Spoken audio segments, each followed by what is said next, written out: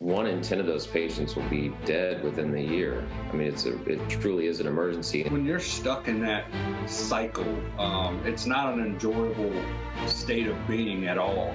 My daughter, when I got pregnant with her, I was getting high like the first 3 months. I don't think I ever wanted to get clear like I did that time, especially when I found out I was pregnant with her. So she actually saved my life. Battling the addiction of opioids, coming up. Working for you. CBS 6 News at 11 starts now. And these companies knew how addicted they were, yet they were putting profit over people's lives and well-being. Virginia's top lawyer calling it a major win in the fight against addiction. The Commonwealth is getting more than $500 million from 4 of the biggest companies in the opioid industry. Good evening, I'm Candace Spur. And I'm Bill Fitzgerald. We have in-depth coverage tonight on how the opioid crisis is affecting our area and what resources are in place to help. Our Shannon Lilly will have one woman's powerful story of recovery, including how a program helped save her and her child's life. But first, this multi-billion-dollar settlement comes as the CDC is reporting the highest number of overdose deaths ever recorded in the U.S. Attorney General Mark Herring says his investigation showed how these companies played a role in creating and then prolonging Virginia's opioid crisis. The AG's office says a majority of the settlement money will go toward prevention, treatment, and recovery efforts. The companies have also agreed to establish a system that will track and monitor the total number of opioids sent to all healthcare providers. No dollar amount will bring back the Virginians that we have lost to this devastating epidemic, but we can at least dedicate our time and our resources to preventing further loss through prevention and treatment and recovery, which is so badly needed in communities all across Virginia. Herring says his office will keep strict limitations on how the companies operated. It started with sleeping pills, then Percocet, then heroin and cocaine. A local woman was in the heat of her addiction when she got pregnant, not once, but twice. And both times she lost the baby. But her third pregnancy may have saved her life. Our Shannon Lilly explains. Well, and Candace, first I just want to give you guys a scope of the magnitude of this problem. So this graph behind me really shows you that. This is from the VDH. It shows you the top 3 methods of unnatural death. And if you notice here, the blue line, that is car crashes. The yellow line here, that is gun-related fatalities. And the pink line here, that is overdose fatalities. And so you notice right around 2013, that is when we start to see these overdose fatalities surpass the other 2 methods of fatalities. And then right here, just notice how it begins to skyrocket, really increasing from 2019 to 2020. And this is being impacted. These people are being impacted right here in our community. These are real people. 3 years sober. My miracle baby. Nicole Hawley can hold her baby Say hi. and watch her grow. Say hi. Something she never got to do with her first 2. Yeah, the first one lived for 1.5 hours and the second one lived for 2 hours. But in 2018, Hawley got pregnant a 3rd time. I was high one day and I just got this feeling like inside of me, like I can't do this.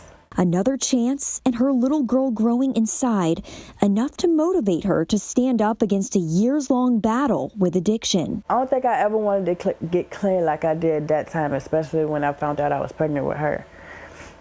So she actually saved my life. Hawley says that addiction started when she was just 15.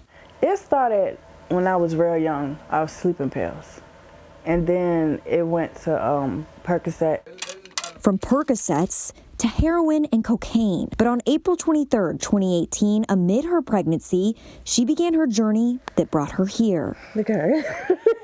Eventually getting involved in a program through VCU Health called the OB Motivate Clinic. We strive really hard to meet people where they are. Director of OBGYN Addiction Services, Dr. Caitlin Martin, says they understand that pregnant and postpartum women struggling with addiction often face unique challenges. And that's something she says they work to meet. And we do know that some of those things are going to be like things like childcare, needing transportation, needing, for us, it's, hey, do you need your pap smear? And we can do that when you come in for your Suboxone. That's one less visit. You have to lug your baby, right? As overdose deaths in the state and country continue to skyrocket, health officials say programs like these are essential. If we're able to get people on medications and counseling and get them to stay in that treatment, then this will block, many of the medications we have will block the effects of the fentanyl even. As for Holly, I pray to God my story helps somebody. I really do. She says getting her life back required wanting it. When you get a chance to live 2 lives in one, make the best of the second one. Now, if you or someone you love is struggling with addiction and you want to seek help, we'll have resources and information on how you can do that on our website. That's WTVR.com. Working for you in the studio, I'm Shannon Lilly. Candace. Very important information. Thank you, Shannon. Right now in Henrico County, police are investigating a crash that killed a teenage girl. Our John Burkett joins us live with the latest from police. John, what can you tell us? Well, Candace, the tragic death of that adult female confirmed by Henrico police tonight. Crime Insider sources telling me she is a 19-year-old from the Varina area. She actually graduated from Varina High School last year, according to sources. Around 3:40 this afternoon, she was riding as a passenger inside of a car, according to police, that veered off the shoulder of the road, overcorrected. That car went airborne into oncoming traffic, where you'll see a pickup truck here in the video. That pickup truck, I am told, slammed into the passenger side door of that car. That female was pronounced dead on scene. Crime Insider sources telling me she was not wearing a seatbelt and that speed is a factor in this case. Charges are pending. Working for you, John Burkett, CBS 6 News. Thank you, John. If you are a parent, you may be sending your child back to school this fall with a mask on. Governor Ralph Northam announced today he'll leave that decision up to each school division. The current universal mask mandate for schools expires Sunday, but the State Department of Health is recommending minimum standards be maintained for spacing, testing, and mask wearing. They suggest elementary school students still wear a mask because they're not yet vaccinated. For middle and high schools, they recommend masks for unvaccinated people. And health officials suggest school leaders base their decision on local COVID cases and vaccination rates and work with legal counselors. How schools choose to implement whatever policies they put in place, that's going to have to be worked out with their school leadership and appropriate legal advisors. After Sunday, masks will only be required on school buses because of a federal mandate. And we've been hearing some mixed reaction on the mask guidance from advocacy groups and political leaders. The Virginia Education Association, which represents teachers and school staff, doesn't believe it goes far enough. The group is calling for all children over 2 years old to wear masks in schools to prevent the spread of COVID-19, saying, quote, only a multi-layered approach is going to protect the health and safety of our students, their families and communities, and the educators who are serving the children. Meanwhile, some conservatives say it goes too far. House Republican leader Todd Gilbert says making children wear masks is cruel. He issued a statement that reads in part, it is inconsistent with science, passes the buck to local school divisions, will spark mass confusion, and will make it more difficult as our students return to the classroom this fall. Part of the new masking guidance encourages school leaders to work with local health officials, and that includes taking a look at each area's vaccination rate. Now, this map breaks down the numbers by localities. The counties and cities in dark blue show the highest rates, and the ones in light blue are showing the lowest rates of vaccination. In Chesterfield, nearly half of the county's population is now fully vaccinated.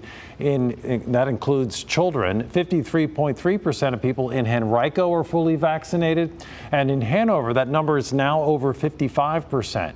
But in the city of Richmond, it drops to 42.5%. That's the lowest in the metro area, but still above some rural counties. And as we learn more about how school divisions in our area are going forward, we'll update you both on air and online. You'll also find the latest by just downloading the free CBS 6 News app. Creating a home where all are welcome. That's what one Prince George couple has spent years doing. There's so many of them out there that have nowhere to go. We started with one and it ballooned. In tonight's Best of Wayne's World, meet the Post family and hear about the impact they have had on dozens of children. And drier air moving into the region tonight. It is going to be a comfortable day tomorrow. I'll show you how long that break from the humidity is going to last when the News at 11 continues.